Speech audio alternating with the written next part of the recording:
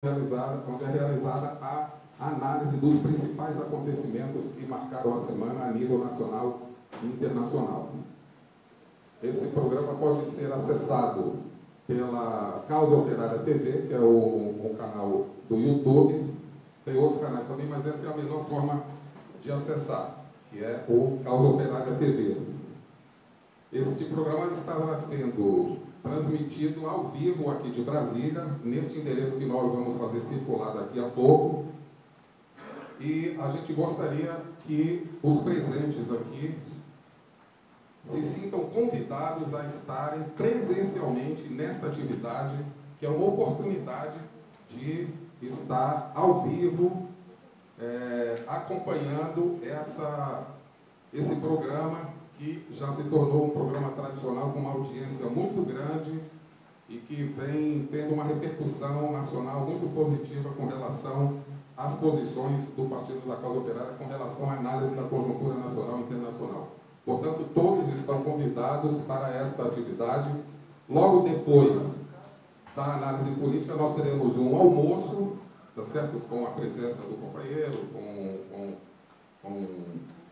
um almoço de confraternização para os presentes. Nós estamos realizando essa atividade na casa de um companheiro lá no Lago Sul. O endereço vai circular daqui a pouco.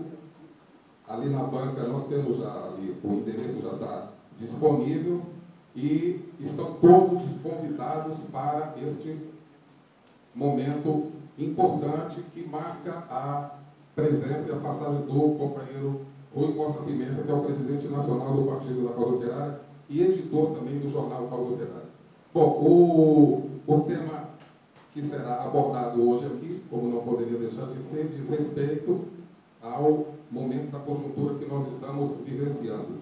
E a temática a ser abordada aqui, a ser desenvolvida pelo companheiro Rui aqui, é as eleições de 2018 e um golpe de Estado. Uma abordagem que o companheiro vai fazer aqui para que a gente possa ter uma compreensão do que está acontecendo na conjuntura. Também está circulando uma lista de presença, tá certo? A gente pede aí que todos coloquem aí nome, telefone, e-mail, para que a gente possa ter aí registrado os dados de todos. Bom, sem maiores delongas, então, eu vou passar aqui a palavra ao companheiro Rui Costa Pimenta para suas considerações sobre a temática objeto aqui do nosso debate. Bom, boa noite. Eu queria começar a exposição. Então, vocês estão ouvindo aí no fundo? Tá ok? Queria começar a exposição fazendo uma análise da situação política nesse momento aqui que nós estamos atravessando, que é uma situação muito peculiar, né? Nós vemos aí que a situação econômica ela vem se deteriorando rapidamente, né? Nós estamos aqui atravessando novamente uma escalada na crise cambial. Os especuladores, de maneira muito evidente, estão travando uma verdadeira guerra contra a economia nacional em função das eleições, tá? Através dos principais porta-vozes da especulação, como a Rede Globo, ficou absolutamente claro que a mensagem dos especuladores, que eles chamam, né, carinhosamente de o mercado, como se fosse uma entidade impessoal, é a seguinte: se os eleitores brasileiros, dito de um modo geral, não escolherem uma pessoa que seja do agrado dos especuladores, né, a situação brasileira pode se deteriorar completamente, né? O país está submetido a essa chantagem, é uma chantagem econômica de especuladores que são estrangeiros para controlar as eleições. Esses fatos, eles dão a gravidade da crise política que nós estamos atravessando. Nós temos outros fatos que são mais ainda mais significativos, né, que nós temos que analisar aqui.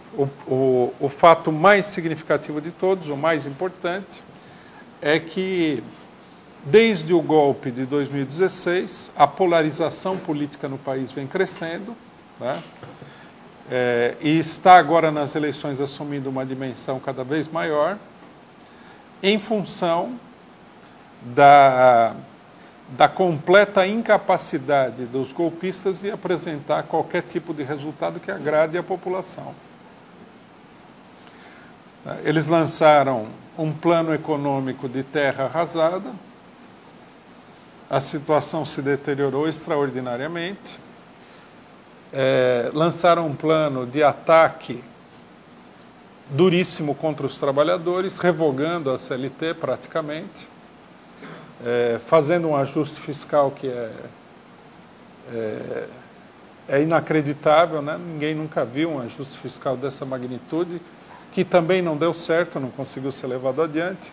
Tentaram fazer uma reforma da Previdência, que era um ataque muito duro contra os trabalhadores, também fracassaram. Mas todos esses atos, né, sem falar no atropelamento sistemático dos direitos democráticos da população, levaram a uma situação de polarização. Aqui eu queria fazer uma breve explicação, que é a seguinte: quando a gente vê na imprensa burguesa, a imprensa burguesa adotou o termo polarização, né, que é um termo muito usado na análise política da esquerda, na análise política marxista, e o que eles querem dizer com polarização é a polarização eleitoral. Quer dizer, de um lado há um crescimento da extrema-direita, que seria o candidato do PSL, Bolsonaro, Jair Bolsonaro, e do outro lado a candidatura do ex-presidente da República, Lula. Então, de um lado você tem a esquerda, do outro lado você tem a direita. Isso daí seria a polarização, porque o centro, né, não encontra maneiras de aglutinar as forças políticas, de aglutinar o eleitorado em torno das suas propostas, né? Nós entendemos o problema da polarização de uma maneira completamente diferente. A polarização, ela não é um fenômeno puramente eleitoral, nem majoritariamente ou principalmente eleitoral. A polarização é um fenômeno político geral, que faz parte da luta de classes e que tem como fundamento principal um deslocamento cada vez maior da população à esquerda, ou seja, contra o governo atual, contra o regime político da maneira como ele está funcionando, né, por motivos econômicos muito sérios e tudo mais. Essa polarização é expressa muito mais do que no terreno eleitoral, né, onde ela se expressa muito parcialmente ou de maneira deformada. Ela se expressa no fato de que o governo Temer, já há muito tempo, não tem respaldo nenhum dentro da sociedade. Se ele não tem respaldo nenhum, isso significa que houve um deslocamento da população, de um modo geral, contra o atual governo, contra a política do governo e contra os objetivos que esse governo representa, ou seja, contra o golpe de Estado, né? A burguesia, logicamente, deu corda nesse problema do Temer para ocultar o fato de que há um deslocamento à esquerda. Eles querem manter a aparência de que existe todo um setor da população que tem posições direitistas, né, que seria o setor que vota no Bolsonaro, e uma outra parte vota na esquerda. A polarização se resumiria a isso. Mas isso é falso, né? Existe uma insatisfação cada vez maior dentro da população e as pesquisas eleitorais mostram o crescimento da candidatura do Lula, mas essas pesquisas, pelo que elas valem, porque nós não podemos ter confiança nenhuma nessas pesquisas, elas expressam um deslocamento muito grande à esquerda, né? Se nós analisarmos cuidadosamente o que está acontecendo. Nós temos um governo que foi derrubado por um golpe de Estado. Nós temos a pessoa que lidera as pesquisas presa. Não pode nem falar em nome próprio junto à imprensa. A candidatura do Lula, a imprensa faz questão de divulgar amplamente esse fato, está sendo apresentada como uma candidatura que não vai ser reconhecida. E mesmo assim, a cada momento a candidatura cresce. Quer dizer, fica evidente por esses mecanismos, pesquisa eleitoral, etc. e tal, que nós temos um deslocamento muito poderoso à esquerda que se reflete de maneira muito parcial nessas pesquisas. Né? Daí também a gravidade da crise. Né? A situação política ela está dominada por essa polarização, que fundamentalmente é um movimento da população à esquerda, né? E não um crescimento da esquerda e da direita simultaneamente, porque a polarização política nunca é dessa natureza, é sempre um crescimento à esquerda. E, portanto, fica óbvio, nesse momento aqui, o motivo de todo o esforço da burguesia de conjunto, do STF, do Congresso, dos juízes, do Sérgio Moro, etc. e tal, para inviabilizar a candidatura do Lula. Era perceptível já atrás, né? 2 anos atrás, já era perceptível que a situação não era muito favorável para os golpistas e que a presença de uma pessoa como o Lula no cenário eleitoral iria fazer transbordar a situação e se poderia perder o controle, totalmente. Né?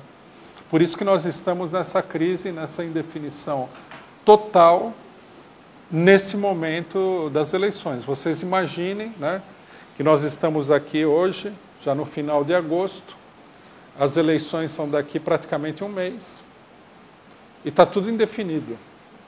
Ninguém sabe o que vai acontecer, o TSE tem que julgar a candidatura do Lula, depois o PT pode recorrer ao STF, etc. e tal, ninguém sabe como a coisa vai se desenvolver.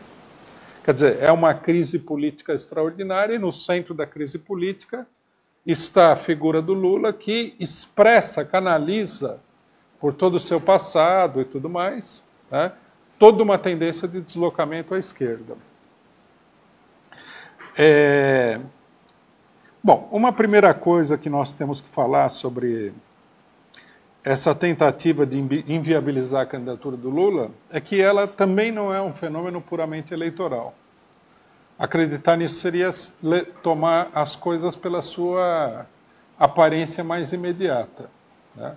O problema da burguesia é que ela precisa ter um controle sobre o povo brasileiro, de um modo geral, precisa controlar o Estado, e isso precisaria ser feito não simplesmente pela força, não simplesmente pela fraude legislativa, jurídica, mas teria que ser feito com alguma autoridade política, o que eles não estão conseguindo fazer.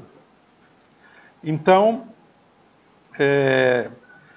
nós temos que entender que a burguesia vai desenvolver os seus esforços de uma maneira muito mais acentuada para eliminar, né, a esquerda da vida política, que é uma coisa que muita gente simplesmente está ignorando nesse momento. Né?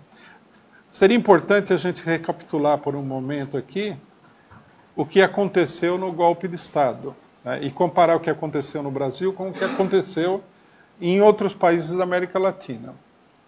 A burguesia organizou, em primeiro lugar, um golpe, digamos assim, eleitoral.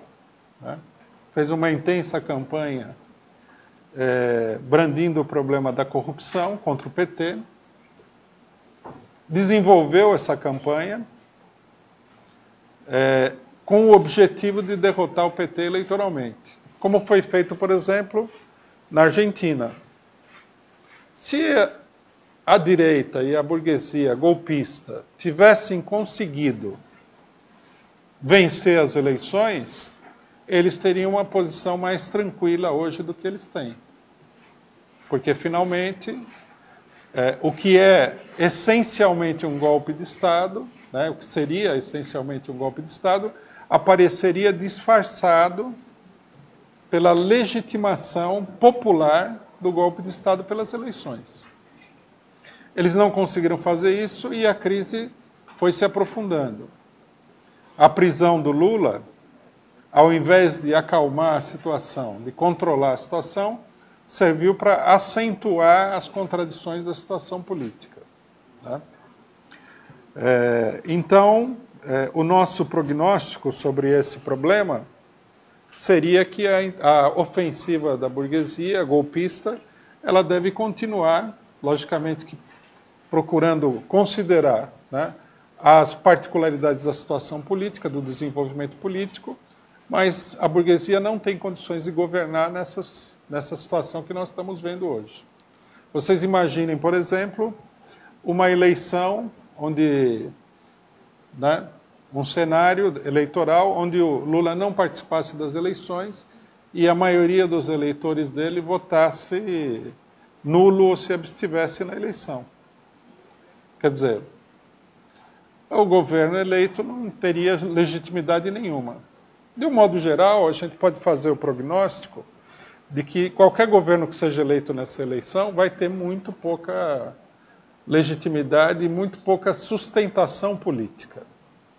Apesar de ter maioria no Congresso, apesar de ter o controle das principais instituições políticas do país, ele tende a não ter sustentação política muito séria, porque justamente o grande problema da burguesia não são as formalidades, mas é o descontentamento popular.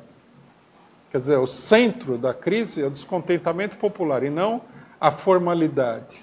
Será que a burguesia, será que o Lula foi preso injustamente, foi preso justamente? A opinião da população em geral a respeito disso vai depender muito, né, do nível de insatisfação da população com o conjunto da situação. Se o desemprego continuar aumentando, se a crise continuar se desenvolvendo, logicamente que o governo vai ter sustentação nenhuma. A burguesia, em primeiro lugar, precisaria resolver o problema da economia, o que parece ser uma coisa um tanto quanto distante. E a gente tem aqui também, até certo ponto, um círculo vicioso. Porque, para resolver o problema da economia, a burguesia precisa estabelecer um controle normal do Estado e colocar ali uma pessoa que esteja disposta a levar adiante uma política muito dura contra a população. Né? Um ajuste que seria muito mais duro do que o Temer fez até agora. Para isso, o governo precisaria ter uma força política grande. Ou pegar a população totalmente desprevenida, que, como a gente sabe, não é o caso, porque o país já está polarizado nesse momento. Precisaria intervir algum evento mais ou menos catastrófico que levasse a que a população aceitasse a contragosto essa política de terra arrasada que eles estão planejando. Então, eles precisam de autoridade para levar adiante uma política muito dura. E eles precisariam resolver o problema político para conseguir essa autoridade. Isso aí mostra como é complicada a situação do ponto de vista geral. Né?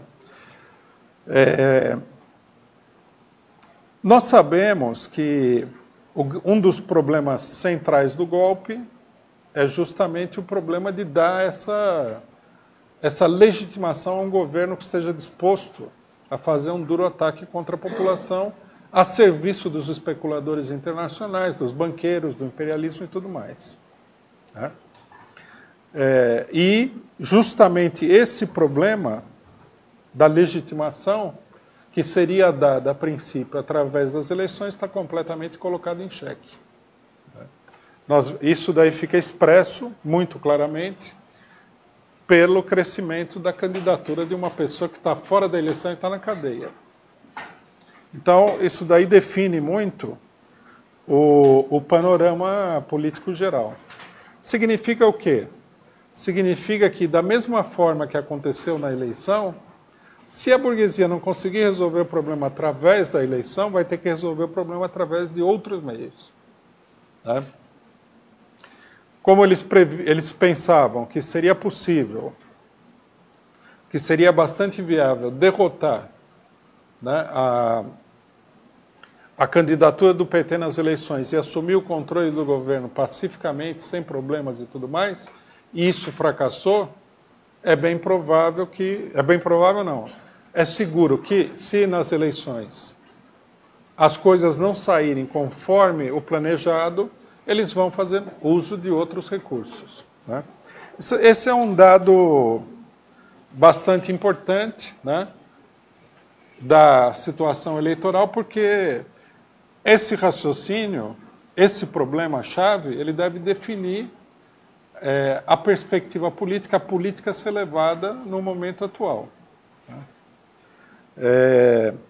Só para exemplificar como esse pensamento está nos planos gerais da burguesia, nós temos duas pessoas de primeiro plano da direita que deram declarações muito parecidas, mostrando que, se a eleição não resolver o problema terá que ser resolvido de outra maneira. Primeiro foi, algum tempo atrás, o ex-ministro da ditadura, Delfim Neto, que falou que se qualquer um dos candidatos que estão aí forem eleitos, vai haver um novo golpe de Estado para derrubar esse candidato. Isso aí foi escrito na Folha de São Paulo. E mais recentemente, né, o ex-presidente da República, Fernando Henrique Cardoso, que é um homem do imperialismo internacional, falou que o próximo governo será um governo provisório. Quer dizer, isso logicamente não é que seja uma coisa definida, mas é um recado político para o conjunto da burguesia, né? O que eles estão dizendo? Veja, em última instância, se nós não conseguimos resolver o problema eleitoral, vamos resolver o problema de outra maneira. Vamos nos preparar, né? Estejamos preparados para resolver o problema de outra forma. Tanto um, né, como o outro estão falando a mesma coisa, mandando o mesmo recado. Logicamente que a burguesia tem muitos recursos para, inclusive, ganhar as eleições, né? Nesse momento a gente vê aí a candidatura que seria preferencial do conjunto da burguesia, do chamado mercado, quer dizer, dos especuladores internacionais, que é a candidatura do ex-governador de São Paulo, Geraldo Alckmin, patinando ali numa situação que parece desesperadora. Mas agora começa a propaganda eleitoral, né? Nós temos que lembrar que o período de propaganda eleitoral é um período extremamente curto, quer dizer, vai ser uma blitzkrieg da imprensa em cima da população, significa que é mais fácil de manipular, né? Se você tiver que manipular um grande contingente de pessoas, é muito mais fácil manipular se o tempo de manipulação for curto. Então você faz a jogada intensamente ali, antes que as pessoas percebam o que está acontecendo, já eles encaminharam a situação num determinado sentido. Daí, é por isso que a eleição brasileira ela já é toda estruturada para a manipulação, né? Vocês imaginem como é ridículo o fato de que você tenha uma campanha eleitoral de 45 dias. Isso é uma peculiaridade do Brasil, é uma campanha eleitoral típica de uma ditadura, é uma não campanha eleitoral. Segundo lugar, é uma campanha eleitoral onde os partidos, não sei se vocês perceberam, praticamente não podem fazer campanha eleitoral. Já faz um tempo que é assim, não é só essa. A burguesia vem preparando essa situação há muito tempo. As pessoas mais velhas que estão aqui devem se lembrar que em tempos, né, passados, a campanha eleitoral, você via um monte de cartazes pela rua, faixas, etc. e tal. Agora, você anda por qualquer cidade do Brasil, aí você nem praticamente vê nenhum indício de que nós estamos numa campanha eleitoral. A campanha de rua foi sendo paulatinamente, gradativamente proibida de fato, com instruções, legislação do TSE, etc. e tal, que é para evitar, né, como disse a procuradora, sábia procuradora norte-americana brasileira, Raquel Dodge, que se politize a campanha eleitoral, né? É uma besteira falar assim, mas ela está falando a realidade. A ideia da burguesia para controlar as eleições é justamente despolitizar ao máximo a campanha eleitoral. Vocês imaginem, por exemplo, se a candidatura do Lula, que está com praticamente 40% nas pesquisas, pudesse ser apresentada na rua, com todo o material de propaganda que você pudesse colocar, cartazes, pichações de muros, etc. e tal, o país estaria, nessa altura do campeonato, numa crise total, numa polarização muito maior do que está hoje. As pessoas pichando palavra de ordem e tal. No entanto, eles inventaram a campanha eleitoral gelada, que é para impedir. Nessas condições, eles pensam em lançar a candidatura do Alckmin, usar o tempo do Alckmin na televisão, que é o maior de todos, né? Roubar uma parte do eleitorado do Bolsonaro. O Bolsonaro, eu estava lendo o jornal Globo agora há pouco, e alguém fala assim, o Alckmin vai ter o maior tempo na televisão e o Bolsonaro vai ficar nas redes sociais.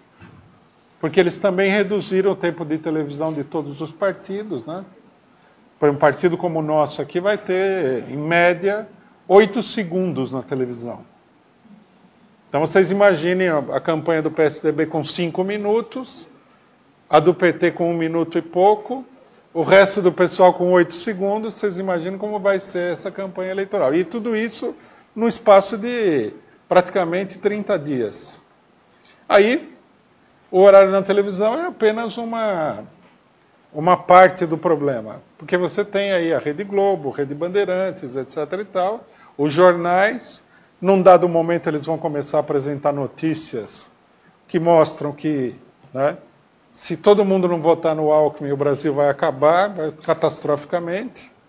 E, logicamente, que esse tipo de manipulação pode muito bem surtir o efeito desejado. Pessoal, eu vejo muita gente falando, nossa, a candidatura do Lula, o Alckmin está lá embaixo e tal, mas eles não estão contando com todos os recursos que as pessoas vão colocar em jogo, né, nesse curtíssimo período eleitoral. Eles têm um planejamento para isso daí, né?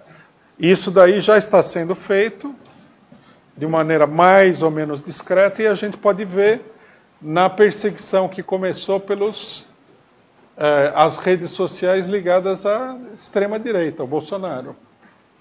Várias delas foram tiradas de circulação, inclusive com aplauso, né, entusiástico de elementos de esquerda. Porque é lógico, um bom truque é o seguinte, em vez de você pegar uma pessoa benquista, simpática e tudo mais, para Cristo, você arruma um vilão. E aí você faz com que a plateia, né, a hora que o vilão apanha, leva a paulada na cabeça, cortam os direitos dele, tudo, o que fizerem com ele, como ele é muito mal visto, vai ser agradável para a plateia. Mas também, na sequência, eu até já ouvi alguma coisa, vão também cortar os sites do PT. Né? Logicamente. O melhor é começar com o Bolsonaro e partir para o PT, e não o contrário. Então, quer dizer, tem todo um esquema político armado para controlar as eleições. E se eles não conseguirem controlar as eleições adequadamente, porque o mundo não é perfeito, nem mesmo, né, para as pessoas mais ricas do mundo, eles vão para o plano B. Né? O plano B é resolver o problema por fora da eleição. Eu acho que é importante colocar isso aqui para colocar as pessoas em guarda, né, contra um otimismo excessivo diante da situação que eu tenho visto em muitos lugares. Né? Muita gente de esquerda que se manifesta por aí, com quem eu conversei também, acha que a situação é extremamente favorável para a esquerda. Ela é favorável, na realidade. Mas a eleição não reflete a vontade popular. A eleição reflete a capacidade de manipulação das pessoas que realmente controlam o Estado, controlam a política nacional. Então nós temos que ter bastante sangue frio para ver isso daí. Qual que é para as pessoas, né, que estão lutando contra o golpe e que estão concentradas aí no problema Lula, quer dizer, na libertação do Lula, que ele seja candidato, porque Esses problemas são, evidentemente, obviamente, né, a contradição política mais aguda que nós temos nesse momento, né, por onde passa a situação política, qual deve ser a política a ser adotada. Né?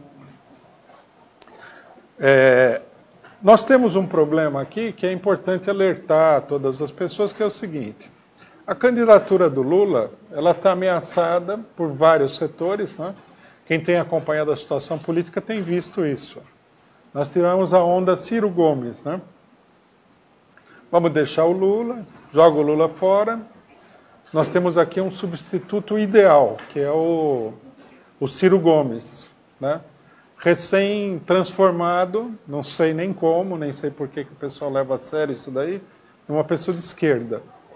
Sendo que ele é um oligarca lá do Ceará, um homem do PSDB, uma figura de direita. Bom, aparentemente, né,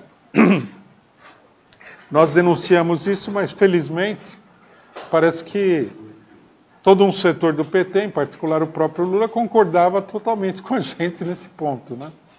E a candidatura do Ciro Gomes foi deixada de lado e tem se esvaziado, como é natural, porque ela dependia muito de conseguir canalizar os votos do Lula para uma candidatura de direita. Quem não achava que a candidatura era de direita, né, ao ver a configuração das alianças eleitorais do Ciro Gomes e tudo, já tem claro que se trata de uma candidatura de direita. Na verdade, a gente pode dizer que, com a presença da Cátia Abreu na vice-presidência e do Ronaldo Caiado, candidato ao governo de Goiás, que é a candidatura do latifúndio, um dos setores mais retrógrados da política nacional. Então, o primeiro problema foi esse, né? Havia muita gente fazendo campanha no sentido de descartar a candidatura do Lula e colocar a candidatura do Ciro Gomes no lugar. Outras candidaturas não apareciam como sendo viáveis. Vamos deixar o pessoal, porque se todo mundo olhar para eles aqui, é complicado. Deixa eles pregarem o cartaz aí. Nós temos que entender uma coisa, que um dos principais problemas para a candidatura do Lula é que há todo um setor do PT que não é favorável à candidatura do Lula. Isso aí tem que ser dito porque o pessoal tem que entender o que está acontecendo na situação política. Por que esse setor não é favorável à candidatura do Lula? Recentemente eu vi uma entrevista do Ciro Gomes, onde perguntaram para ele se ele queria que o Lula fosse candidato, se ele defendia que o Lula fosse candidato. Então ele falou o seguinte: não, eu não quero que o Lula seja candidato, Ciro Gomes. Falou, eu acho que a candidatura do Lula prejudica o Brasil. Por quê? Porque a candidatura do Lula leva o Brasil à polarização, ao enfrentamento, à luta de um setor do país contra outro setor do país. Quer dizer, traduzindo numa linguagem mais normal, a candidatura a Lula estimula a luta de classes. É por isso que todo um setor é contra. A burguesia não vamos nem falar, porque a burguesia tem usado todos os recursos, os mais aberrantes possíveis, para impedir que o Lula seja solto, que ele seja candidato e tudo mais, quando, na realidade, tudo isso seria direito líquido e certo dele. Mas tem um setor, né, do próprio PT que comunga com esse tipo de posição. Eles preferem ver qualquer outra pessoa do que o Lula como candidato. Porque, vejam bem, esse setor está fazendo uma pressão agora para que o Lula seja substituído, né, num dado momento, quando a candidatura dele quando chegar o prazo final de substituição de candidatos, que existe na legislação eleitoral um prazo, né, se não me engano é 17 de setembro, que é o prazo final para você trocar candidatos. Por exemplo, se a gente quiser trocar a candidatura do companheiro Renan aqui, sei lá, pelo companheiro Danilo, tem que se fazer isso até 17 de setembro. Dia 18 já não dá mais, o que estiver aí está. Né? Se alguém quiser conspirar contra o Renan, tem que se apressar, que não tem muito tempo. Então, o que acontece? O vice existe para conspirar contra o titular. É uma das leis da política, né? Então, o que acontece? Há uma pressão para que a candidatura do Lula seja abandonada, né, em função da legalidade. Quando colocaram a candidatura do Ciro Gomes e tudo, até parecia que tinha uma certa razão, mas qual que seria o sentido agora? Agora está sendo apresentado assim, que se o Lula desistir da eleição, não levar adiante os recursos e tudo mais, para não ser impugnado como candidato, ou até como presidente eleito, por exemplo, se ele ganhasse a eleição,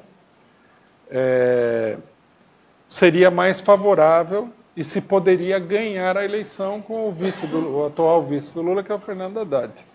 Né?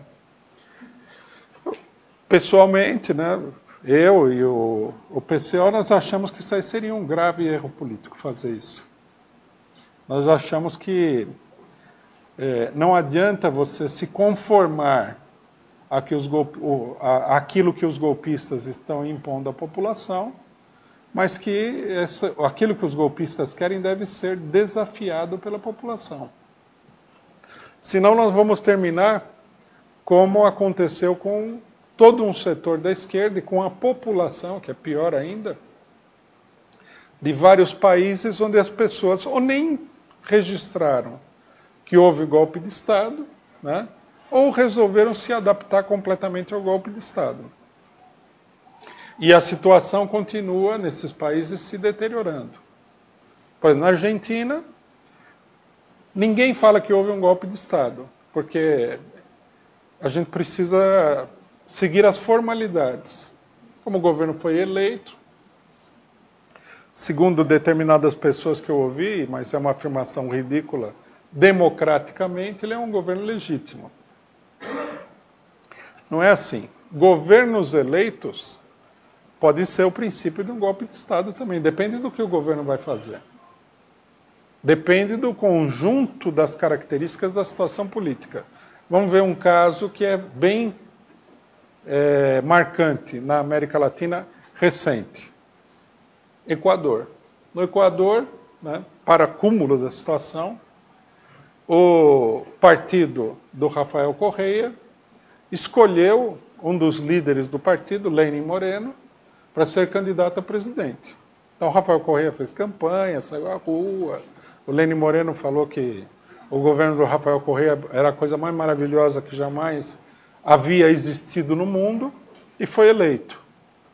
No dia seguinte que ele foi eleito, ele começou a destruir o próprio partido, o ex-presidente da República, fez um processo judicial fajuto igual a esses do Sérgio Moro, colocou o vice-presidente da República na cadeia e começou a fazer o que está acontecendo hoje no Brasil. O próprio Rafael Correa está aí com um mandado de prisão. Então, quer dizer, ele está acho que na Bélgica, né? Quer dizer, não é porque a pessoa foi eleita que o processo político que nós temos não seja um golpe de Estado.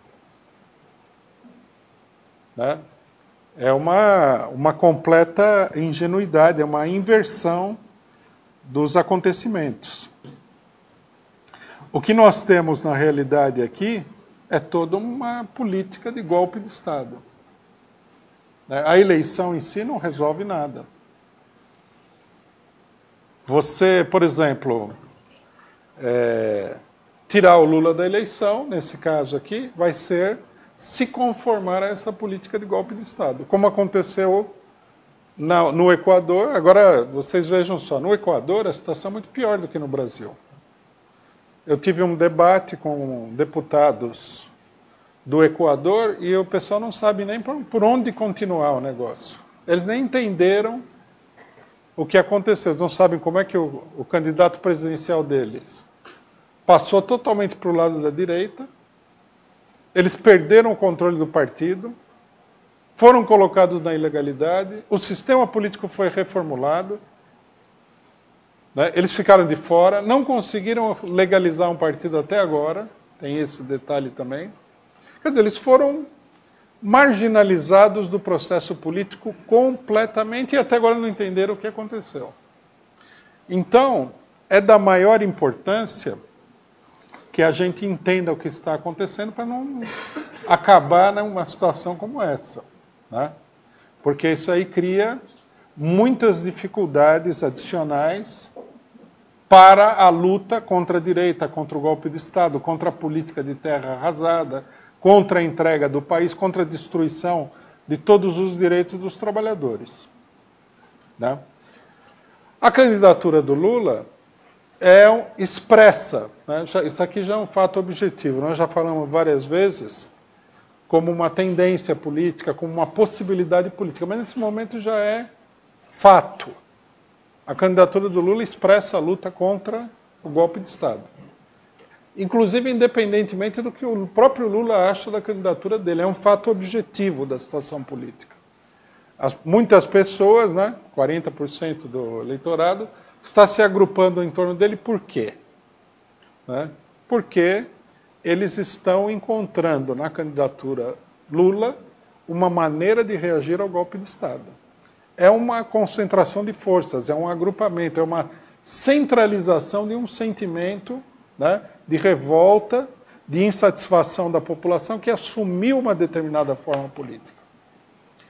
Então há uma pressão muito grande para que essa forma política seja desarticulada, em nome de que se colocar um outro candidato, esse outro candidato vai ganhar as eleições. Então ganhou as eleições, tudo estaria resolvido, o golpe desapareceria, né, o STF ficaria democrático, o Sérgio Moro vai entrar para a Liga dos Direitos Humanos e tudo mais.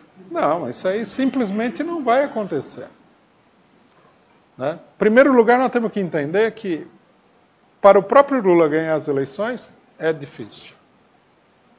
Vamos supor que soltassem ele e tudo. Lógico que ele tem voto suficiente para ganhar a eleição, mas uma coisa é ter voto, outra coisa é ganhar a eleição. A eleição é um processo que é controlado por cima, não pelo voto popular. Seria ingenuidade pensar isso daí. Segundo, se ele conseguisse superar todos os obstáculos, né, no momento em que a burguesia já deu o golpe, porque quando a Dilma foi eleita, eles ainda não tinham dado o golpe. Eles estavam procurando resolver o problema deles pela via eleitoral. Mas depois que a Dilma foi eleita, deram o golpe. Assumiram o controle de todas as instituições, botaram a cabeça para fora. O exército já saiu às ruas, ameaçou gente e tal. Então, acreditar que tudo vai se resolver com extrema facilidade nesse marco é de uma ingenuidade extraordinária, né? Ninguém sabe o que vai acontecer. Eu, por exemplo, não tenho bola de cristal nem nada. Mas nós temos que colocar os fatores objetivos que determinam a situação política para analisar quais são as probabilidades. Qual é a probabilidade de que ou o próprio Lula, ou, vamos supor, o Fernando Haddad ganhe a eleição e governe o país tranquilamente pelos próximos 4 anos? É mínima. Então, se você tem a candidatura do Lula, que é um fator de unificação de toda essa tendência à rebelião popular contra o golpe, isso deve ser mantido. É por isso que nós temos defendido a manutenção. Se o Lula for impugnado depois, isso não vai enfraquecer a luta popular. Pelo contrário, né? Vamos imaginar que o Lula... Vamos imaginar 2 cenários possíveis em que o Lula continue com a candidatura dele. Cenário número 1, ele continua e o pessoal dá um jeito de que ele não apareça na urna. Basta pensar na situação para a gente ver. É um desastre político total, que a burguesia quer evitar. Porque o governo que saísse dessa eleição ia ser o governo daqueles que perderam a eleição. Um governo totalmente desacreditado. Isso numa situação de crise econômica total, numa situação em que a revolta da população cresce sistematicamente. Bom, vamos pensar num outro cenário que é ainda pior ainda, que é o seguinte.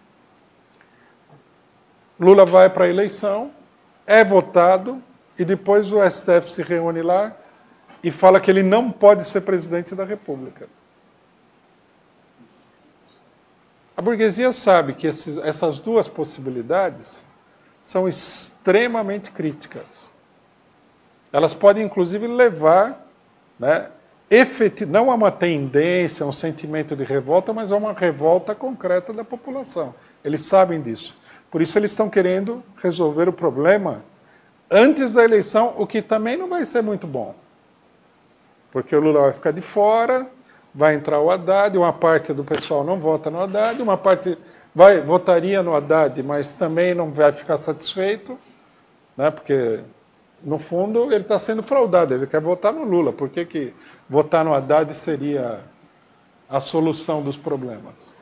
Então, nós temos uma situação extremamente crítica. No entanto, diante dessa situação, a nossa opinião é que, quanto mais longe for levada a candidatura do Lula, forçando a direita e a burguesia a atropelar ainda mais o processo democrático, a pisotear os direitos democráticos da população, mais debilitada vai ficar toda a operação golpista que tem sido levada adiante até agora. É um cálculo político concreto, né? Por isso nós defendemos, logicamente que a decisão cabe ao PT, principalmente ao próprio Lula, mas nós defendemos que a candidatura do Lula seja levada até onde for possível levar, mesmo que depois ela seja impugnada. Quanto mais tempo essa candidatura for levada adiante, maior vai ser a revolta popular contra o golpe. A acomodação ao golpe, em todas as experiências que nós conhecemos, recentes, próximas, não são coisas distantes no tempo. Aconteceram agora, há pouco tempo. Se mostraram desastrosas. Tá? Nós também vimos aí que a tendência da burguesia é se inclinar cada vez mais para a direita na América Latina. O golpismo está em franco ascenso. Bom, tanto que a gente pode ver, não dá para discutir aqui hoje, mas só para citar como exemplo que um dos governos que está para cair, né, no continente americano é o governo do próprio Estados Unidos. E quem está dando o golpe no Trump são as mesmas pessoas que deram o golpe no Brasil. Temos que lembrar isso aí sempre. Se eles derrubam o governo norte-americano, por que é que eles iriam aceitar, né, o resultado das urnas no Brasil? É uma coisa bastante fantasiosa nesse sentido. As pessoas que estão fazendo isso têm poder para fazer isso daí. E vão levar adiante. Né? A situação internacional é uma situação de grande deterioração política. Há uma crise política cada vez maior em todos os países imperialistas. Né? E mais, a burguesia não está preocupada, né? Isso aqui deveria inspirar uma reflexão da nossa parte, com as consequências daquilo que eles estão fazendo para a economia. Por exemplo, a resposta do Trump ao esforço bastante claro de derrubar ele, falou: o mercado não vai aceitar, a crise vai se aprofundar. Vamos dar uma olhada para ver se o pessoal está preocupado com isso. Eles não estão preocupados com isso por quê? Porque a situação tende a se deteriorar de qualquer maneira. E no meio de uma crise econômica, qual que é a lei fundamental do capitalismo? Defender os seus interesses. Se o país passa fome, mas os bancos estão ganhando dinheiro, isso é que importa. E na situação crítica que nós estamos vivendo, a própria situação inspira esse tipo de aventura política que nós estamos vendo em todos os lugares. Alguém pode falar, isso vai acabar mal. É bem provável que isso aí leve a uma crise cada vez maior. Mas e daí? A pessoa precisa defender o seu... Nenhum banqueiro vai entregar de mão beijada o controle da economia de todos os estados americanos porque a situação está piorando. Eles têm que manter o controle da situação. Bom, para não me alongar mais, eu queria fazer só uma consideração aproveitar essa análise, né, para fazer uma consideração sobre a campanha do PCO. Nós fizemos uma conferência nacional no fim de semana passado, e a nossa consideração, que está de acordo com essa análise que foi feita aqui, é que nós devemos colocar como centro da nossa campanha eleitoral o problema da candidatura do Lula e da liberdade do Lula. Quer dizer, a contradição, que é uma ferida exposta do golpe de Estado, e que nós temos que bater nessa questão. Nesse sentido, né, nós estamos lançando candidatos em vários estados do país, nós estamos atravessando ainda a fase da gincana do TSE, né? O TSE, ele praticamente impede você de fazer qualquer coisa. Então, só para inscrever um candidato já é uma tortura. Mas, enfim, suponho que a maioria dos candidatos acabará ultrapassando a gincana, pelo menos a minha expectativa. Então, eu queria aproveitar e convidar todas as pessoas, mesmo aquelas pessoas que votam no PT ou em outros partidos, a fazer conosco a campanha em favor da candidatura do Lula, pela liberdade do Lula, sob a palavra de ordem de que a eleição sem o Lula é uma fraude. Porque isso daí, na nossa opinião, é o centro da situação política. Muito obrigado, companheiros.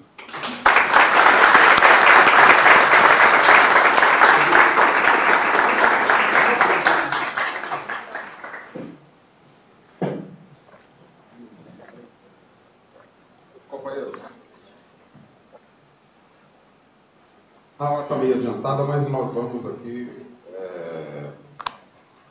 cumprir aqui o rito normal de abrir aqui inscrições para perguntas e considerações, tá certo? A gente solicita que as pessoas que quiserem fazer uso da palavra venham aqui para manifestar a sua consideração aqui no microfone, porque é um evento que está sendo gravado, portanto precisa ser aqui transmitido ao vivo. Já é o avançado da hora aqui, já está na gravação, Então eu queria ver aqui com o companheiro Renan, que vai colher aqui as inscrições. O companheiro Renan aqui vai colher as inscrições e a gente dá início aqui. O microfone está aberto para o primeiro. João Batista. Companheiro João Batista, dirigente do Sindicato dos Servidores Públicos Federais aqui no Distrito Federal.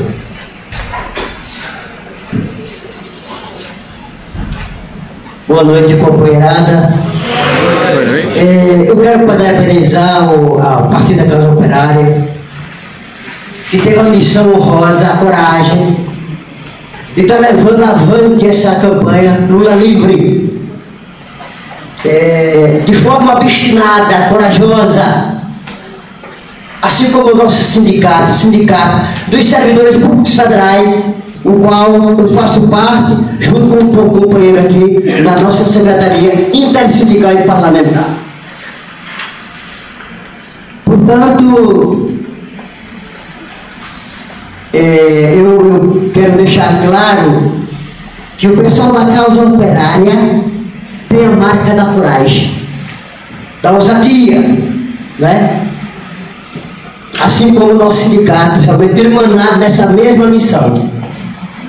Eu quero dizer, companheirada, que eu não vejo com tanto pessimismo a questão realmente política, que nós estamos na iminência de chegar ao final.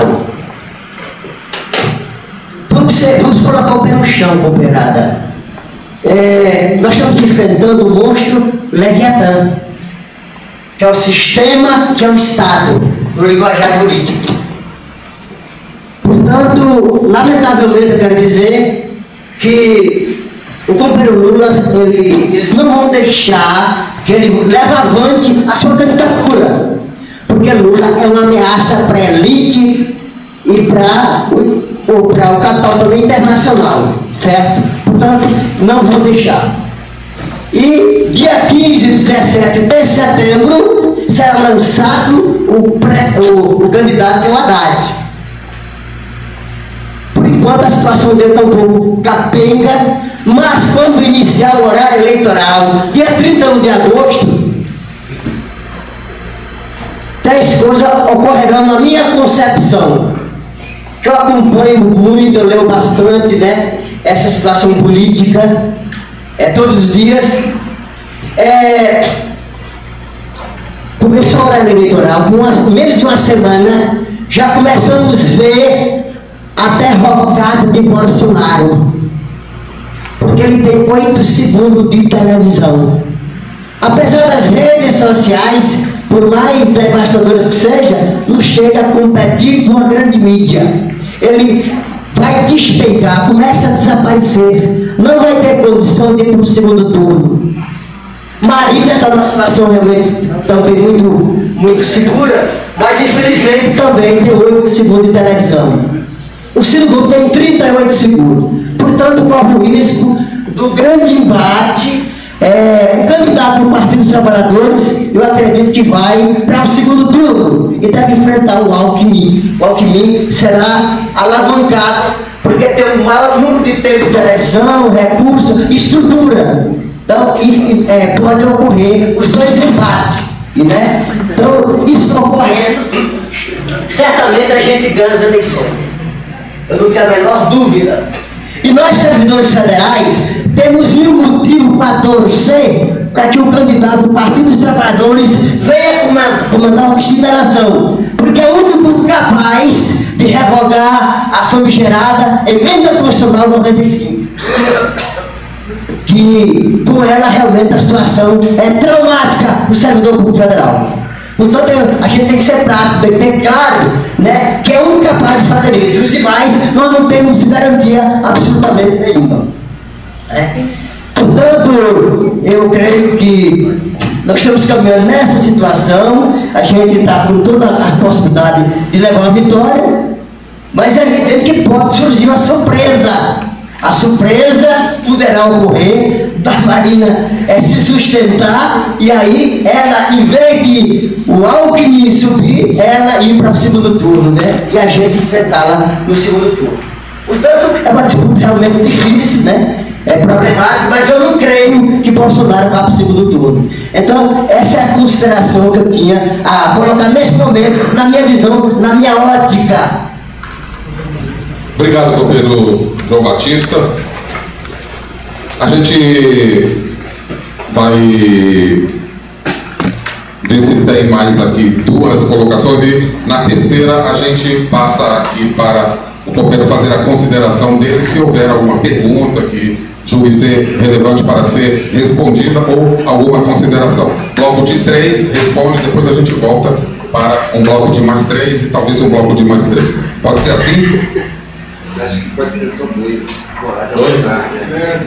Tá, então vamos de 2, então. Mais alguma inscrição?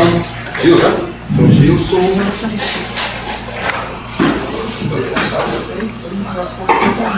Boa noite, pessoal. Uma curiosidade, eu vi estava transmitindo, né? Aí o rapaz falou o seguinte, que se o Rui fosse o vice do Lula, eles já tinham tirado o Lula rapidinho da cadeia. Esse é um negócio mais complicado, realmente pode ser. A minha pergunta diz respeito às eleições proporcionais. Assim, em geral a eleição, as majoritárias são mais politizadas, mais nacionais, os temas são maiores, assim, mais gerais.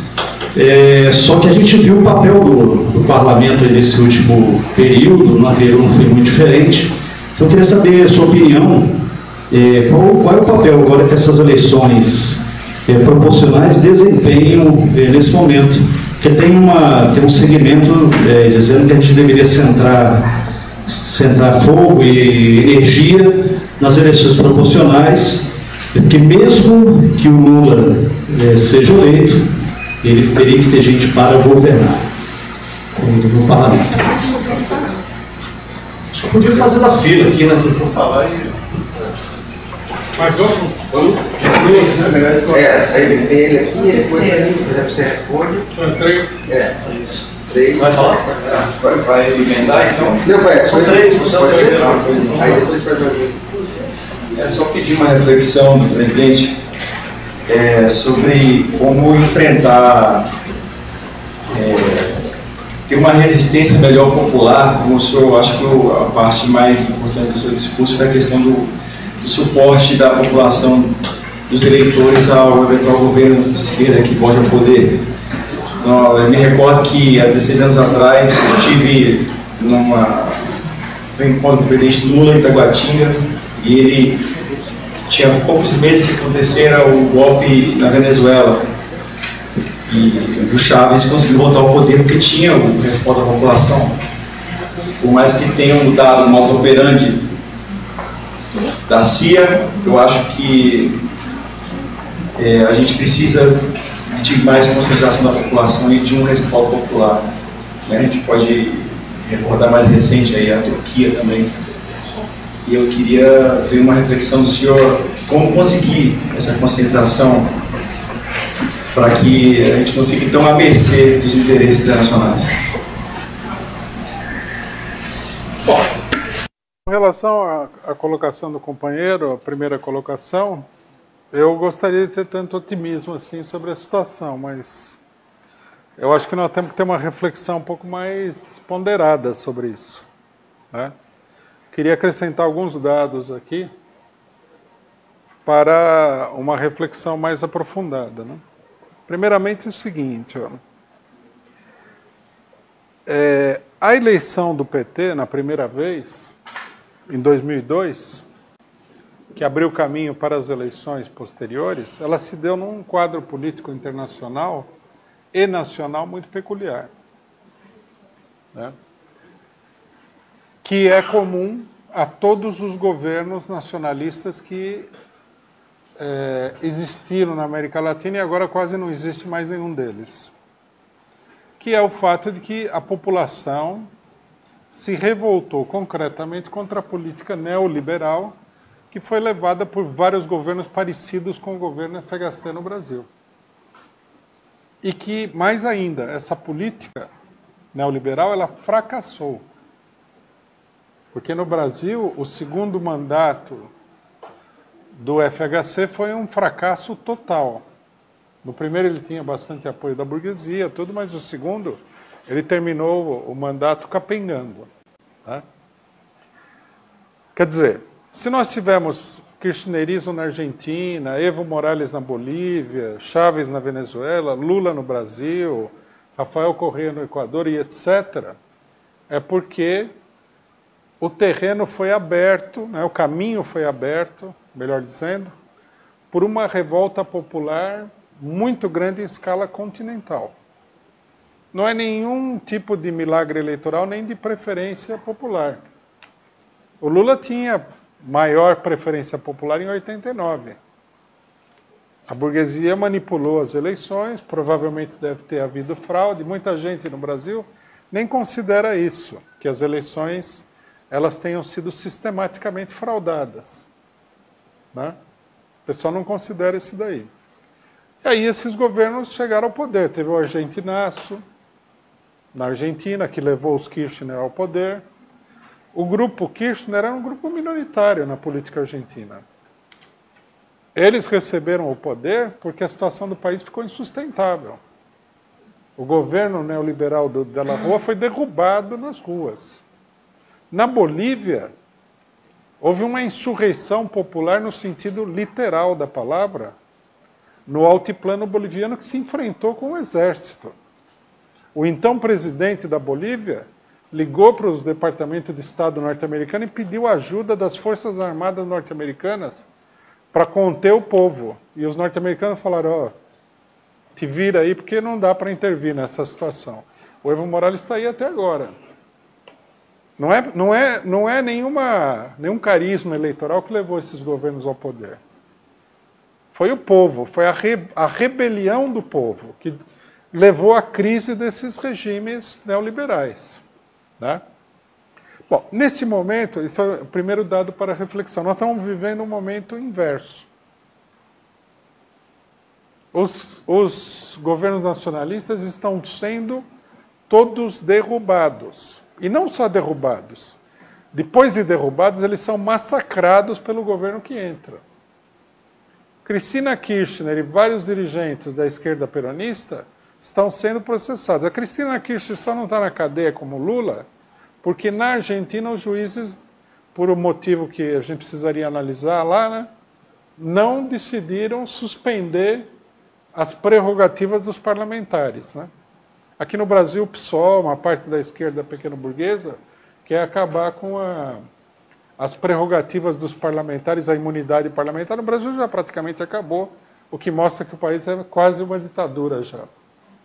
Mas lá não acabou. Então, tentaram prender a mulher num ato claro de perseguição política. Ela só não foi presa porque ela tem imunidade parlamentar. Ela é senadora da Argentina. Quer dizer, a situação está cada vez pior em todos os países onde a esquerda foi derrubada.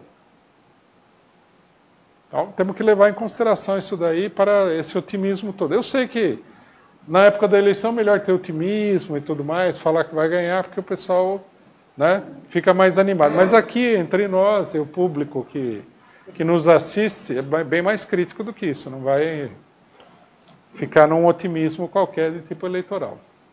Esse é um primeiro dado. Segundo dado, quem está derrubando o Bolsonaro não é o PT. É a direita. A direita que deu o golpe. Por exemplo, eles caçaram as páginas. Esse negócio do Facebook, vamos fazer uma rápida análise aqui sobre um problema que é interessante. Esse negócio das fake news e tal, que a imprensa fez uma campanha rapidinha no Brasil, uma parte da esquerda, que parece que tem o talento de cair em todos os golpes possíveis e imagináveis, começou a apoiar fake news e tal, sem examinar o que é o problema. Primeiro, isso é uma censura. E segundo, existe uma organização internacional dos candidatos tipo Alckmin, dos candidatos tipo Hillary Clinton, Emmanuel Macron, para quebrar o crescimento da direita nas redes sociais. Começou nos Estados Unidos. Eu não sei se vocês sabem, mas um dos pilares da eleição do Trump foram os blogs da direita, tipo Breitbart News e outros. Isso daí é que levou o Facebook a mudar todo o funcionamento do negócio, de forma que as notícias elas não se espalham pelo Facebook, não sei se vocês já perceberam isso. Eles mudaram totalmente o funcionamento. Por quê? Porque o candidato do poder tem New York Times, tem CNN, e não vai poder ser derrotado por um miserável que usa a rede social barata. Se você domina o poder, você não deixa o adversário fazer isso daí. Só as pessoas que são muito beatas em política é que acham que a política não é uma guerra total de vida ou morte como a burguesia encara. E eles quebraram todo o esquema do Trump e acusaram ele de ser espião russo e de sei lá mais o quê. Toda a imprensa estava contra ele na eleição, toda a imprensa, toda. Ele ganhou assim mesmo, porque a crise era muito grande. E agora querem derrubar o homem. Tem que olhar essas coisas. Então, quem está acabando com o Bolsonaro é o Alckmin. Não é a esquerda. Se o Bolsonaro, para ele ser derrubado, ele dependesse da esquerda, ele era o imperador do Brasil já. A esquerda brasileira é ultra... tem um sentimento assim de legalismo que é inacreditável. O legalismo num país onde não existe lei, ainda por cima. Se você é legalista num lugar que tem lei, você fala, bom, faz sentido, mas num país onde não tem lei nenhuma, você é o legalista, né? É incrível. Nós já falamos várias vezes, esses tipinhos MBL, os bolsonaristas, neonazistas, eles têm que ser combatidos nas ruas. Não adianta ficar chorando no Facebook. Primeiro que vocês podem ver que o esquema deles no Facebook é muito mais forte do que o da esquerda, para começo de conversa. E segundo que não adianta chorar. Esse pessoal é truculento. Eles só fazem uma política de intimidação, não estão discutindo com ninguém. O Bolsonaro ele só fala que vai matar não sei quem, vai matar não sei quem lá. E vocês veem no debate eleitoral a boçalidade das pessoas que querem se opor a ele. O pessoal fica lá assim, mas você é homofóbico, você é machista. Como se isso daí fosse conter o Bolsonaro. Quer dizer, então, na verdade, a esquerda nem se dá conta, mas eles estão pregando o evangelho para as pessoas que estão convertidas ao cristianismo. Porque a pessoa que... Essa crítica de homofóbico é para um círculo restrito de pessoas. A maioria da população não está nem aí para isso. Né? Na maioria da população fala, o que é homofóbico? Aí o cara explica e fala assim, então é gente que não gosta de viado, também não gosta. É uma insensibilidade. Você acha que vai derrubar o Bolsonaro com esse tipo de crítica? Lógico que não. Fala que ele é machista. Isso aí é para a universidade, é uma crítica para meios universitários. Aí os bolsonaristas, né, a hora que a burguesia precisar dele, eles vão atacar a esquerda na base da paulada na rua. Essa que é a realidade. Então vamos entender bem. Se depender da esquerda, o Bolsonaro ganha a eleição contra a burguesia. É que a burguesia não quer que o Bolsonaro ganhe a eleição. Então eles estão derrubando o Bolsonaro. E eles, inclusive, já estão rindo do Bolsonaro, falando, o Alckmin tem 5 minutos, o Bolsonaro não tem nada. Ele vai ter que se defender na rede social, que eles já controlaram. Eles já controlaram e vão controlar mais ainda. Se começar a espalhar o negócio do Bolsonaro na rede social, quer dizer, rede social é o Facebook, é propriedade de uma pessoa, é uma empresa. O cidadão vai lá e corta ele na maior cara dura. O que vai acontecer? Por isso que eles estão rindo. Por isso que ninguém ficou escandalizado, não teve nenhum ataque histérico, que o Bolsonaro está em primeiro lugar. Eles acreditam que o esquema deles vai tirar o Bolsonaro. Esse negócio que o PT está no segundo turno, seja qual for o candidato, isso daí não se comprova. Né? A última eleição, o PT levou uma sacolada na eleição. Tem que lembrar isso aí. Faz 2 anos. Tudo bem que a situação política mudou, mas foi agora. Outra coisa. O PT, ele não tem os recursos para ganhar a eleição que ele teve nas últimas 4 eleições. Né? Eu digo isso assim, não é para jogar água fria na fervura de ninguém. Não se trata disso. Mas eu acho também que nós não podemos aqui, principalmente nós somos um partido político, ficar pregando um negócio que vai fazer com que o pessoal seja pego de calça curta. E isso aí é a pior situação. Né? Se esse clima eleitoral contagiar mesmo o elemento ativo da política, a hora que vier a rebordosa, vai ser uma desmoralização total. Eu não sei se vocês participaram da seguinte experiência que a gente teve. Nós estávamos lá na campanha contra o impeachment da Dilma. E nós falamos, para barrar o impeachment, precisaria jogar pesado contra o governo. Aí o pessoal falou, não, porque vamos articular com os deputados e não sei o que, vamos fazer acontecer. Aí veio a votação do impeachment na Câmara. Ixi, a direita passou, não passou um trator, passou um verdadeiro desfile de tratores em cima da Dilma. No dia seguinte, o que tinha de gente deprimida, desmoralizada, desanimada, porque o cidadão tinha achado que ia ganhar aquela votação, porque não é que ele perdeu de 1-0. Não, perdeu de 10-0. Tinha gente que chorava, desmoralizado. Aí o movimento que tinha crescido até a luta contra o impeachment da Dilma, fez assim, ó.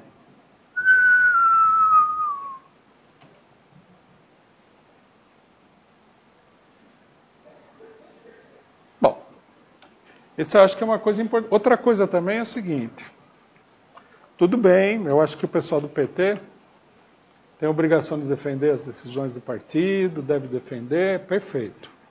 Não vou criticar ninguém por isso, mas fica aqui uma recomendação. Luiz Inácio da Silva é o Lula. Fernando Haddad é Fernando Haddad. Não são a mesma pessoa. né? Tem que tomar muito cuidado com isso daí. Eu, por exemplo,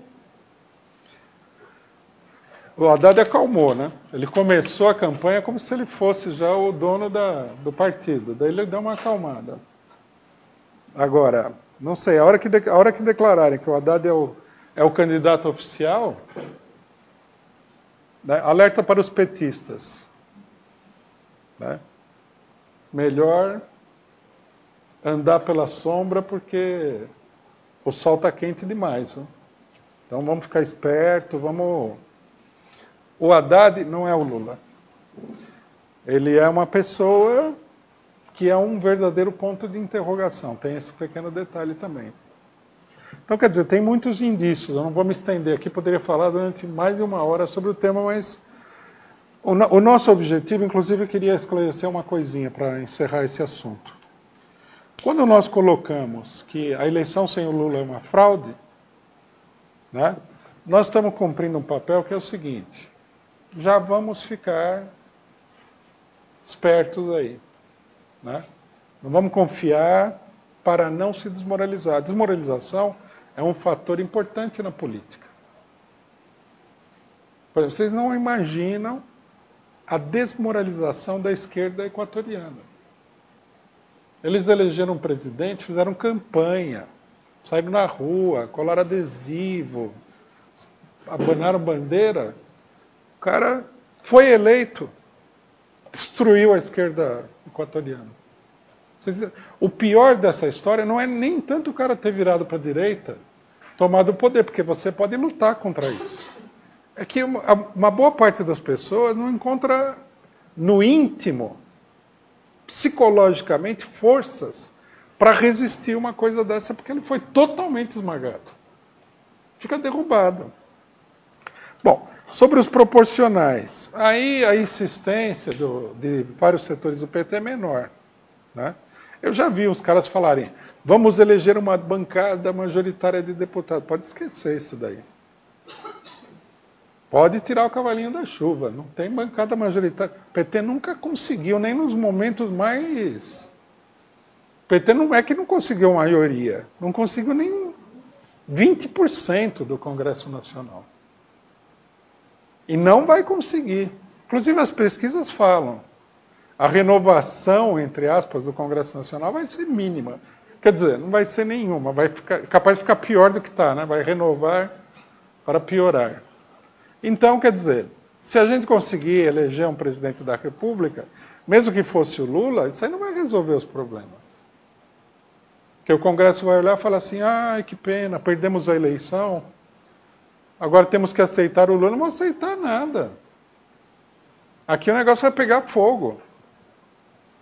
Então, esse caso aí dos proporcionais, isso aqui na verdade, digamos assim, se a ilusão de que o PT vai ganhar o governo tem algum fundamento e tal, que o PT vai fazer maioria no Congresso, isso aí não tem absolutamente nenhum fundamento e nenhuma realidade. E mais, o Congresso também não vai fazer acordo porque o PT está no governo. O Congresso vai tratar de derrubar o PT. A burguesia não está para aceitar coisas que estão fora do script político que ela desenhou, porque a situação é muito crítica. Eles precisam controlar o poder. Veja que eles não estão aceitando o Trump. Trump é um cara de direita, não é que nem o Lula, é uma pessoa de esquerda. Mas eles também não gostam da política deles. Então, né, isso daí é... O problema do respaldo popular, né, que o companheiro perguntou. Eu acho o seguinte, na situação que nós estamos vivendo, não basta o respaldo popular. Nós precisaríamos ter uma mobilização popular ativa. Veja, o que acontece no Brasil hoje é o seguinte. O Lula está na cadeia. Ele tem aí 40% dos votos. Aí, um belo dia, né, os advogados dele mandam para o TRF4 do Paraná um pedido de soltura do Lula com base em A, B, C e D. Aí a pessoa encarregada do assunto, né, um procurador do TRF4, chamado Favretto, vai lá e aceita a petição dos advogados do PT. Pronto. Isso aí encerrava a história. Tem que soltar o homem, né? E depois, se revogar a decisão dessa pessoa, reunindo o colegiado, sei lá mais o quê, aí manda prender de novo. Não. O pessoal ligou lá um baguá lá do presidente do TRF4 e falou assim para a Polícia Federal, não acatem essa ordem. Quer dizer, não tem.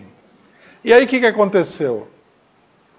Não vamos dizer o povo, que nós não vamos culpar o povo de nada. A militância saiu na rua demolindo o TRF4 por essa absurda arbitrariedade? Não, ficou todo mundo com o rabo no meio das pernas. O pessoal se encolheu.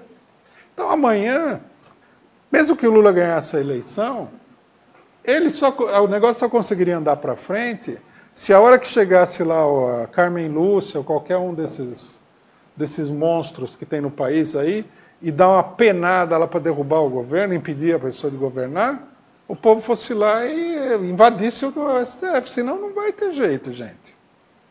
Vamos ficar aqui vivendo de fantasia.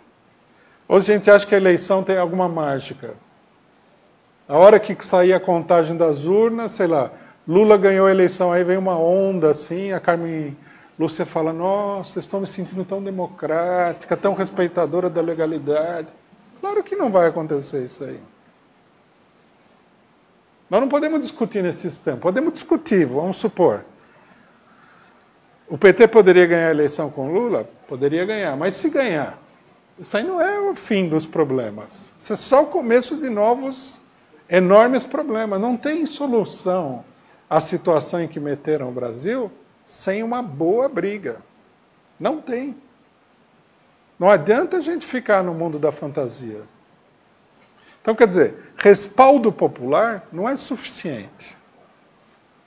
O que vai ser necessário é uma ação de verdade. A hora que as arbitrariedades forem sendo cometidas, o povo se revoltar de fato contra isso. Porque senão, quem vai impedir qualquer um desses juízes aí, que ninguém controla, a não ser os banqueiros e outros, o FBI, sei lá, o judiciário norte-americano, de com uma penada anular todos os direitos? Vamos pensar bem. O Lula está na cadeia. Ele é a pessoa mais popular do Brasil. Ele está lá na cadeia em Curitiba.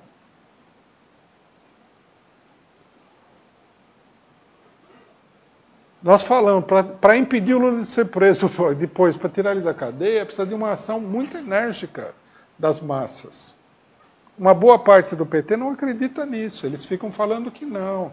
Vamos entrar com um processo. Daí ele entra com um processo, vocês me perdoem a linguagem, mas isso aqui é necessário. Os juízes limpam a bunda com o processo. É isso que está acontecendo no Brasil. Eles não ligam. Você pode mandar 400 mil processos lá. O pessoal está fazendo greve de fome lá na frente do STF. Vocês acham que algum juiz daqueles liga se o pessoal morrer ali na porta do STF? Não liga. A hora que a população perder a paciência, aí eles vão ligar, porque todo mundo tem medo, não é? Nós temos que refletir profundamente nesse problema. Senão também uma política assim de fantasia, é o mundo. Quer dizer, respaldo popular aqui não vai ser suficiente. Todos os presidentes que foram derrubados tinham respaldo popular. Todos. E não impediu que eles fossem derrubados. Ou a gente organiza um movimento sério de luta contra essas arbitrariedades, essa ditadura, que é uma ditadura que é controlada de fora do Brasil. Até colocaram a Raquel Dodge, aí, que é mulher de um norte-americano, para controlar o processo. E praticamente ela declara, eu faço o que for possível para manter o Lula na cadeia. Praticamente ela declarou isso na imprensa. E nós estamos vivendo num país onde reina a arbitrariedade. Acreditar que tudo vai voltar ao normal porque houve uma eleição, porque alguém fez um processo judicial, é acreditar no conto da carochinha. Ou o pessoal tem medo do povo, ou eles vão prosseguir com isso.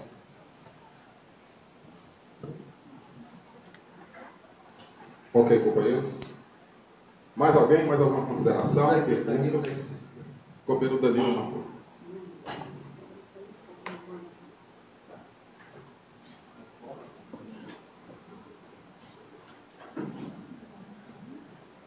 Boa noite, companheiros.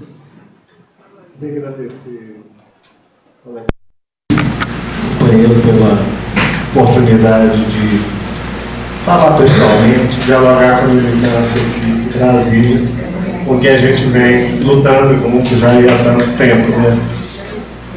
E queria reproduzir, na verdade, não são palavras minhas, um raciocínio que o próprio Rui fez na primeira conferência de partida que eu fui há mais de 2 anos, que dizia respeito muito a alguma queixa que eu vejo de colegas da militância petista aqui em Brasília. É evidente, aqui em Brasília, tudo é ligado aos cargos institucionais. Todo mundo que lida com o PT aqui, ó, grande parte, de alguma maneira está ligado a parlamentar, etc. E se deixa influenciar por essa montanha-russa de humores que o Rui se referiu quando comentou a intervenção do companheiro João Batista, a quem a gente já havia advertido antes da prisão do Lula que nunca seria preso. E ele insistia em dizer que não, que surgiu uma manobra jurídica mirabolante que ia livrar o Lula da prisão. E vai. O Lula está preso. E as pessoas comentam assim, com vocês do PCO, a visão é muito pessimista, a gente quer ser mais otimista, a gente quer acreditar. Assim, eu queria fazer esse esclarecimento para os companheiros, nós não somos pessimistas. Se a análise do PCO, a análise baseada na realidade. Inclusive, há um erro comum que eu vejo em vários companheiros que pesquisam. O Rui faz ótimas previsões. Nunca vi o Rui fazer previsões. Presta atenção na análise que ele faz, é estritamente baseado na realidade do que já vem acontecendo e nas possibilidades do que pode acontecer. E, evidentemente, com a análise objetiva dessa maneira, ela tem mais chance de acerto. Mas isso não quer dizer que a gente seja pessimista, quer dizer que a gente quer exatamente, a gente acredita na capacidade crítica e na capacidade de organização, né, popular dos trabalhadores para mudar a correlação de forças real que determina o poder político e lutar de fato contra o golpe de Estado. É o povo na rua, é a capacidade de organização do povo, companheiros, que muda essa correlação de forças para além da questão eleitoral e que é capaz de derrotar a investida do imperialismo, como já foi colocado aqui hoje várias vezes de diversas maneiras. Então, se a gente compara isso com outro momento da história, aí vem a lembrança do que o Rui falava, por exemplo, no final da década de 70, quando os sindicatos estavam proibidos, quando os movimentos sociais estavam proibidos, o povo se revoltou, o povo foi para a rua e derrubou o regime militar. Porque se eles não tivessem criado aquela narrativa das diretas, teria tido uma insurreição popular nas ruas, como já de fato se armava. E é isso que a gente precisa construir, porque nós estamos num cenário muito mais favorável. Quando deram o golpe militar, não tinha mais PCB, o PCB estava proscrito, hoje ainda nós temos o PT. Não tinha nada parecido com a CUT, hoje nós temos a CUT, com 3.000 sindicatos. Não tinha uma frente Brasil Popular articulando a luta contra o golpe, muito menos um partido trotskista como o PCO, que não arreda o pé da mobilização popular. não tinha a diversidade de meios de informação como a gente tem hoje com a internet. Mas é evidente que a gente não é pessimista, a gente é otimista. O nosso objetivo é superar a crise de direção da esquerda e levar a população à luta contra o golpe. Era só esse comentário, acho que mais positivo, no sentido que eu vi orbitando por aqui.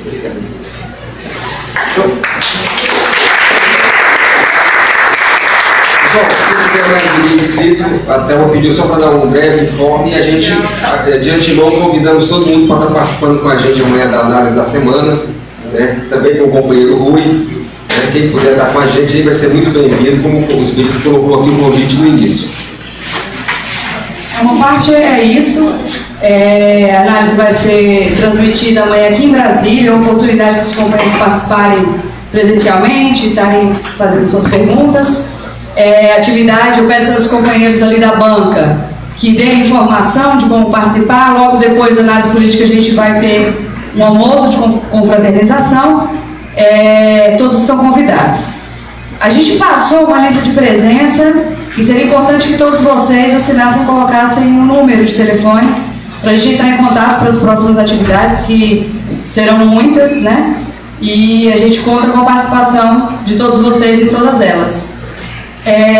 E visitar a nossa banca. Tem caneca contra a prisão do Lula, tem o jornal do Partido da Causa Operária, há mais de 35 anos, o jornal socialista, revolucionário, o companheiro Joaquim levanta o jornal para fazer propaganda. Adquiram R$2 na banca e contribuam para a imprensa revolucionária.